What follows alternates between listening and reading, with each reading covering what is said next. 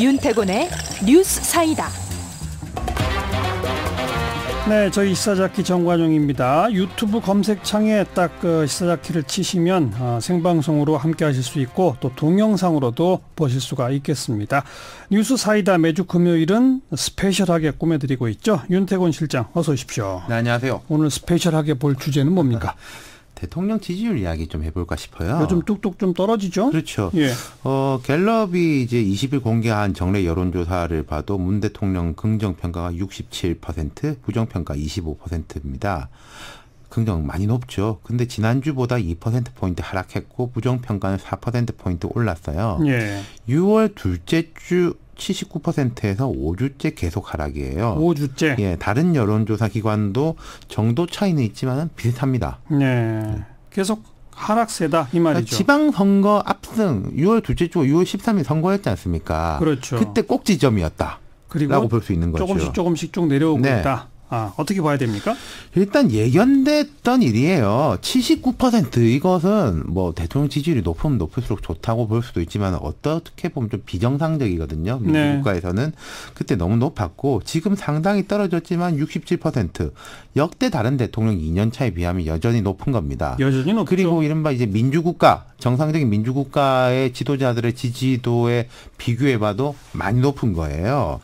하지만 한 달여 동안 계속 하락세다. 이건 또 이제 유의미하게 봐야 되는 거죠. 그렇죠. 오늘 김의겸 청와대 대변인이 뭐 일희일비하지 않는다. 그때그때 울거나 웃거나 하지 않는다라고 말했지만 신경 써야죠. 네. 자, 이게 지속적인 하락의 이유는 뭘까요? 최저임금 이야기도 하죠. 최저임금 문제도 문제겠지만 어제 우리 방송에서 이게 여론조사 빅데이터 전문가들 말씀하신 거 저도 들어보니까 가상화폐 논란 때하고 그렇죠. 이번 최저임금 논란 때가 제일 낮았다. 예. 결국 민생 문제, 돈 문제. 그렇죠.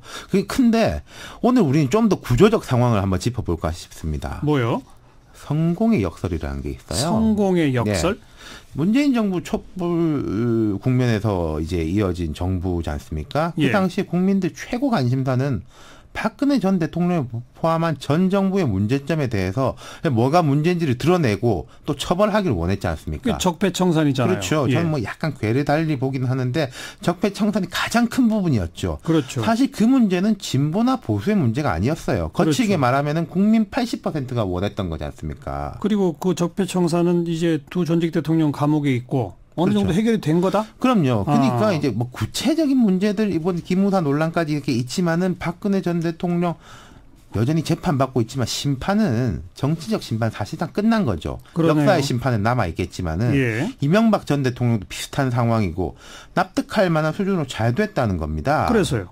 자, 그때는 우리가 이랬습니다. 이게 나라냐, 이게 나라냐에 대해 가지고는 다 공감했어요. 예. 그러면은 이것이 나라다라고 하는 데서는 사람들 생각이 제각각 다를 수 있다는 겁니다. 그러니까 이게 조금 더 이제 좁혀서 말씀드리자면요, 경제를 살리자 온 국민이 다 찬성할 겁니다. 그런데 그게 어떤 방향으로 가야 하느냐에 대해 가지고는 제각각 생각이 다르겠죠. 다르죠. 거칠게 봐도 보수, 진보 생각이 다를 거고 대기업 다니는 사람, 자영업 하는 사람, 자영업자한테 고용된 사람 다 생각이 다르죠. 그렇죠. 여기서부터는 어떤 선택을 하더라도 갈라질 수밖에 없다는 이야기예요. 그렇죠. 더 이상 국민 80%가 찬성한 사안은 많이 나타나기가 어렵다. 경제 문제는 특별히 80% 찬성 얻기가 어렵죠. 그럼요. 예. 그리고 박근혜, 이명박 뭐 이런 사람들의 가려져 있던 사안들 다 올라오지 않습니까? 여성들의 이제 연이은 시위, 예멘 난민을 둘러싼 사회적 갈등 같은 거. 예. 이건 뭐 문재인 정부가 특별히 못해서라기보다 가려져 있던 조금 딴 데 이제 눌려져 있던 갈등 사안들이 다 올라오는 것이고 이런 사안들에 대한 대처는 또 반응이 엇갈릴 수밖에 없는 거예요. 입장에 따라서. 그럼요. 네. 과거사를 봐도 우리가 알 수 있습니다. 과거사? 예. 자, 김영삼 전 대통령 임기 초반에 90% 지지율이었어요. 맞아요. 하나회 해체, 공직자 재산 공개, 일제 잔재 청사. 뭐 말하자면 이건 국민 100%가 찬성하는 사안들이었거든요. 예. 속 시원하다. 진보 보수를 넘어서서. 근데 그걸 성공하고 나니까 말하자면 더 이상 이제 우리 쿠데타 위험은 사라졌다. 그때부터 내리막길이었어요. 네. 세계와 우루과이 라운드 옳냐 그르냐. 노동개혁 다 같이 개혁하자고는 했는데 그게 어떤 방향으로 가야 하느냐. 다 반응이 제각각이었고 그런 와중에 정권 초에 가려져 있었던 측근 문제 슬슬 불거져 나왔고 예. 김대중 전 대통령 똑같습니다. IMF에서 탈출해야 된다. 온 국민이 바라는 거였어요. 그렇죠. 그러다 보니까 뭐 대우그룹 해체라든지 일부 노동자들의 이제 정리해고 같은 좀 아픔들도 사회가 용인을 했어요. 그런데 자 이제 우리는 IMF 구제금융 탈출했습니다.